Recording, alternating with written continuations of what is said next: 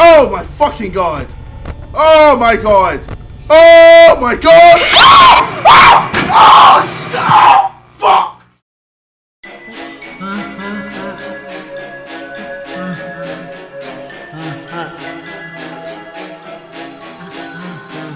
The year was 2014. The year was going absolutely amazing so far. Guardians of the Galaxy came out to be a very surprising hit, and everyone was very excited for the new Smash Bros. Game at the end of the year. And right in the midst of this great year, this tiny little indie game released on Steam, simply titled Five Nights at Freddy's. Five Nights was a low-budget horror game based on classic restaurants like Chuck E. Cheese, where the players work in the night shift and the animatronics try to kill you. Of course, what none of us knew back then is what a success Five Nights at Freddy's would actually turn out to be. As of 2020, the series has 10 games, 4 books, and plenty of merchandise. But today, we're not going to do all that. We're going to look back at the good old days. So today, we're going to take a journey down memory lane and explore our Fnaf nostalgia, and take a look back at the first 4 games in the series. Starting, of course, with the very first game.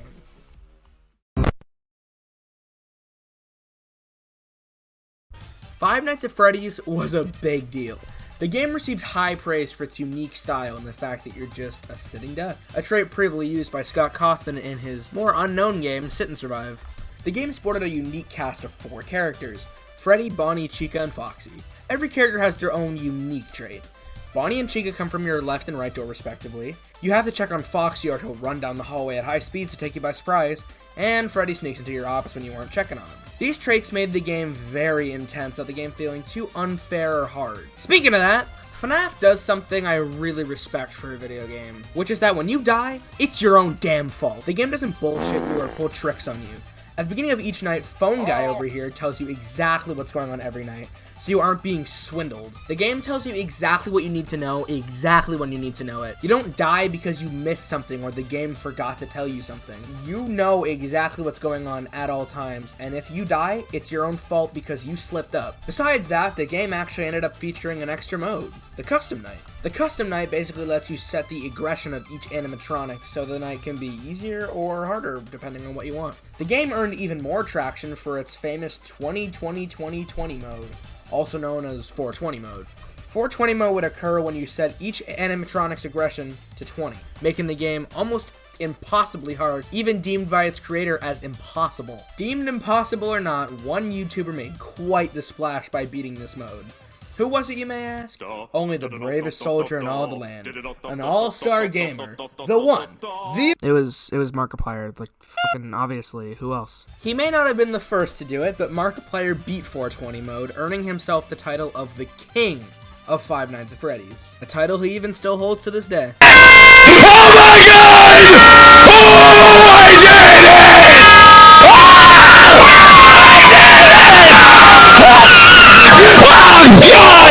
Yes! Fnaf got popular for a big reason, and it wasn't only its gameplay. After a little while, more minute details about the game became unraveled. As it turned out, the game had a mystery hidden story in the form of... newspapers. Yeah, I know it ain't much, but at the point we were desperate for anything. The game was huge, and we thought we knew everything. But then all these little things were thrown at us out of the blue. 5 children murdered, killer on the loose, and infamously, of course, the bite of 87. All these new windows open up for future mysteries that we could explore. And that's what really got us hooked on the game. It wasn't the spooks, it was the lore. Who murdered the children? What happened to the bodies? And of course, who did the bite of 87? But these mysteries wouldn't even be explored, let alone solved, for a very long time. We had to wait a while. Well, like 5 months, but that's not really the point. But I don't think I'm exactly the right person to talk about what happened next.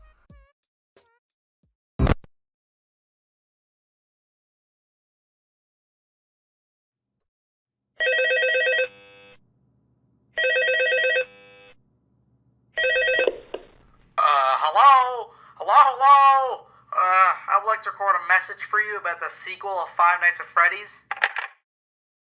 Well, we all knew how much the internet loved the first one, based on the amount of gaming videos, animations, etc. I mean, with all the support Scott was getting, he decided it was time for a sequel, so on November 10th, 2014, he released FNAF 2. Literally just 5 months after the first one. I mean, he was originally going to release it in like 2015, but he decided it was best to release it early, so yeah. So when FNAF 2 came out, it was another big success. I mean, come on. There were more animatronics, more story elements, new cutscenes, purple guy, and a huge amount of theories. How about we talk about the gameplay? Well, it's basically the same thing but more. But we get to see new squeaky clean versions of the animatronics known as the toy animatronics. And Mangle. We also get to see the older characters that are mostly dismantled and broken down. These are known as the withered animatronics. Oh yeah, we also have an annoying ass balloon boy and a pretty slim marionette. Balloon boy basically steals your battery. It's like, stupid bitch. And then he lures Foxy to kill you. And then the marionette wants you to play music. Duh. I won't get further into detail since there's quite a lot to focus on, but I highly recommend learning about each character's pattern. It's not really that hard, but it's quite a lot. Also, Custom Night returns and adds new challenges, which brings certain animatronics to represent the theming of the night. Also, with that Custom Night comes with a new, harder, and spicy 1020 mode. Anyways, it was getting the same amount of attention, but it wasn't solely on the scares anymore. It was more on the story. Now, the story is basically portrayed by 4 minigames that sort of resemble games from the Atari. They basically went through the past of these characters and also brought the one and only purple guy. Now, these minigames really made the jump for such mad theories about the story. This caused the tragedy of Matt Pat. He basically made theories about the timeline and he kept on reworking the timeline or whatever. I don't know, I felt like he kind of milked it. Then again, he's getting clout from Fnaf, so like, who cares? In general, many have shout out theories about the 5 children, the Bite of 87, who the marionette was, and what the hell a Fredbear is. It was an interesting time for the community, and it was only going to get better once Five Nights at Freddy's 3 was officially announced.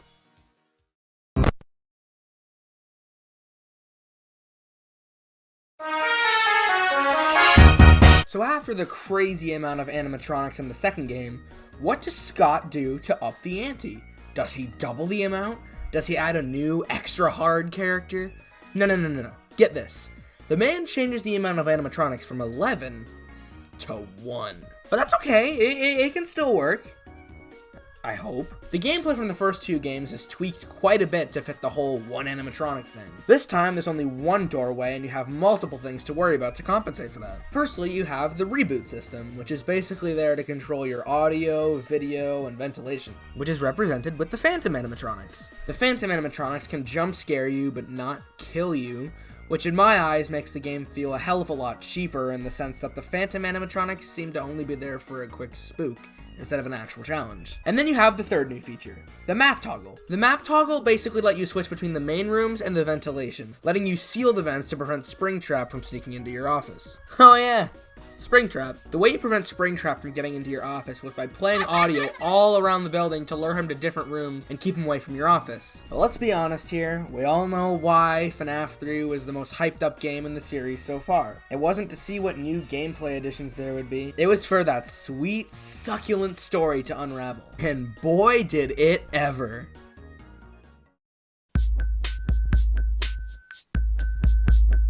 Now let's talk about the lore. Basically, this is probably the tip of the iceberg in terms of story. Anyways, let's start it out. FNAF 3 takes place 30 years after the first game in a new place called Fazbear's Fright, which honestly meant to be a horror attraction to scare the piss out of little kids. The owners thought it would have been a great idea to use the horrifying history of the Freddy Fazbear brand as a gimmick, and it worked well. Nah, it actually burned. Alright, let's look at all one animatronics of the game! Springtrap! They basically found him on the first night and noticed that he was a worn down Bonnie animatronic that had a wearable spring lock feature. Apparently the one who is wearing this suit is the one and only purple guy.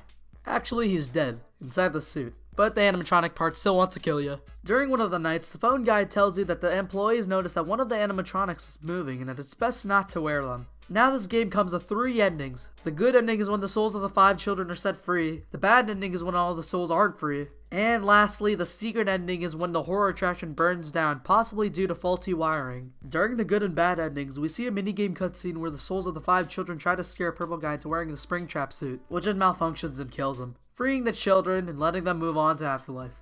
Unless we have the bad ending. I like the good ending better. I guess the secret ending is canon due to FNAF 6. We get to see William Afton all burnt up, but like, who cares? FNAF 6 sucks.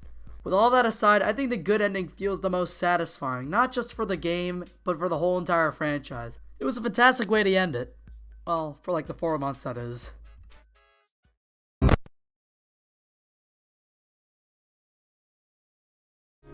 That is the end of the game. That is the end of Five Nights at Freddy as far as I know. Like, I don't even think that I want there to be any more Five Nights at Freddy's after this. And I know a lot of people are gonna be, hashing out the story and figuring out the details and coming up with theories for ages and ages and ages. And they're gonna figure out, like, what happened in the original restaurant? Like, the question still is, what happened in the original restaurant? But as it is right now, the spirits of the children have been freed. They are finally at rest, and Five Nights at Freddy's no longer has the haunted animatronics that made it the game that it is. These animatronics have finally been laid to rest, and they can finally be at peace once again, and there's gotta be some extras. FNAF 4 is... just feels like one of those unnecessary fourth chapters in a series. Granted, fourth chapters can be absolutely amazing, but regardless of quality, they can still feel unnecessary. Five Nights at Freddy's 4, the final chapter, loses what made the series so special in the first place. The setting is gone. The idea of being a night guard in a children's pizzeria is completely gone in FNAF 4. This time, you're a kid in your house, facing hellish versions of the characters you faced in the past games. Oh yeah, remember how I was praising the first game for making it so when you die it's your fault? Yeah, that shit's gone. Now instead of checking cameras or turning on lights, you have to listen for breathing. Yeah, this is bullshit. The breathing is incredibly quiet and really hard to hear, and granted, it doesn't really make any sense. So sometimes, naturally, you can't quite hear the breathing and dead. One interesting thing I did notice, though, is that FNAF 4 is basically just a remake of the first one. The layout is the same, with Bonnie left, Foxy front, Chica right, and Freddy back, with just those four for most of the game. You even have to do the same kind of thing. You have to repeatedly check on Foxy and Freddy and routinely check both your left and right doors for Bonnie and Chica. Christ, it even released on the exact same day as the first one! It's basically an anniversary title at this point. This might have been the most hyped game in the franchise, being teased from late April all the way to early July. The game was set to release on Halloween night, but Scott being Scott decided to push the game forwards to August 8th. But Scott being Scott again, he released it on July 23rd. Making it to release on the pre-Steam release date of the first game. We were all hyped for the final installment in the FNAF series. Even if we didn't have to wait very long for the series to play out, it kept us hooked with its quickly expanding story. And this game promised to fulfill one of the greatest mysteries of the series, the bite of 87. The game promised to reveal who bit the child, and this game was set to deliver. Now whether it did or not is up to the question. Now, the gimmicks of this new game are the bedroom setting and the you're not you when you're hungry type animatronics. The bedroom basically has 4 directions for you to check. The left door, the right door, the closet, and the bed. Just like what LTI said, it's sort of like FNAF 1, which is kind of like a cool anniversary type thing. Bonnie's in the left door, Chica's in the right door. It's perfectly normal. However, checking upon the doors, you have to hear them breathe, which is honestly really stupid, and I do agree on LTI with that. I mean, come on, what if I want to play on my phone at 12 o'clock and my parents are going to hear me when they jump scare? Whatever happened to visual stuff? Sure, you can see them walk by and hide behind the walls, but seriously, you need to hear, it's important. Also, I miss stuff like the secret screens. Sure, we have stuff like that, like Fredbear's head on the bed, but like, it kind of looks stupid. In older games, we had posters with Golden Freddy, the endoskeleton in the vent, and Shadow Freddy appearing in one of the cameras. I don't know, shit like that felt weird but accomplishing. I don't know, I just miss the old cameras. Now that's all my thoughts on the gameplay, so let's talk about the story. In FNAF 4, we meet a kid simply known as Crying Child who is scared of animatronics, as we can literally see the kid having nightmares of these characters by the way he visualizes them. In these minigames, we see the older brother torment him by scaring him with the Foxy mask. All the kid has is his Fredbear plushie, and he sees it as a friend. You listen to the Fredbear plushie throughout the story. You know, it's kind of like your brother giving you advice. In one of the days, we see the child stuck in a room filled with spare animatronic parts, and he just continues to panic. Night 5's minigame seems to be a happy day with the kid and his family celebrating his birthday. However, his stupid brother and his friends decide to bully the child and bring him up to the animatronic, which does nothing but bite the kid! He bite the kid, that's it. The video is ending, the story's done. Well, not yet. Night 6's minigame has a line that says, "I will put you back together." Most people believe this to be Purple Guy or William Afton, as the kid might be Michael Afton. Basically, Michael is the son of William Afton, who is Purple Guy, so this Purple Guy Jr. we're talking about. Anyways, for me, it's confusing to tell who really is Michael Afton, as it could either be the kid or his brother. Honestly, I don't know too much about the whole Michael Afton, William Afton stuff, because that's like mostly in FNAF 5 or FNAF 6, I don't freaking know. But yeah, we got to see the bite of 87.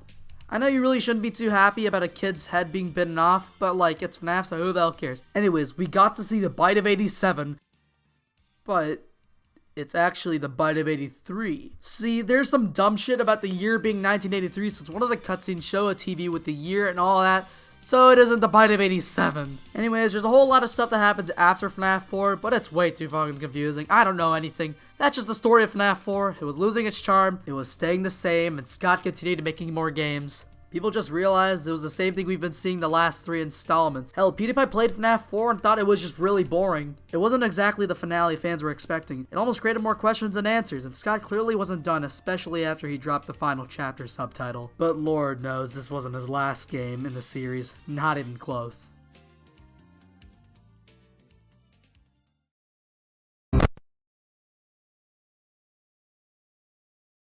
And here we are, 5 years later. Is FNAF still as popular or relevant? No. But since Five Nights 4, we've gotten 7 games, 4 books, and lots of toys and games. Final chapter, my ass. The big problem with the series these days is that the series likes to appeal more to its audience than its demographic. If you didn't know, FNAF's fan base is mostly young children, so after FNAF 5, the game started to become lighter and began to humanize the animatronics, even giving some of them voices in 2018 spin-off Ultimate Custom Night. Sadly, right around this time is when the people started to lose interest in FNAF, and it began to fall right off the board. The internet found more popular games to obsess over like Undertale and Bendy, and FNAF merchandise began to fade into the Walmart clearance section. And everyone seemed to forget about Five Nights at Freddy's. Until now. Recently on the internet, FNAF is beginning to have a little version of the Minecraft resurgence. Purple Guy memes are all over Twitter, and people are starting to remember. Hell, even the king himself, Markiplier, returned to Five Nights at Freddy's very recently.